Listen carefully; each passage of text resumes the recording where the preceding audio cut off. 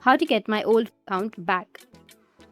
So if you want to get your old Facebook account back, then first you need to make sure that you have a stable internet connection. After that, you need to open up your browser or your Google, anything that you're comfortable with. After that, you need to search for Facebook, find my account. Now scroll down and then go with recover your Facebook account if you can't access. And from here, you need to scroll down and then go with facebook.com/login/identity. After that, it will take you to this kind of page. Now, once you find your account page, you need to go and enter your mobile number, or you can also search for your email instead. So I'll just simply go and enter my email address, or you can also go with your mobile number as well. After that, tap on continue.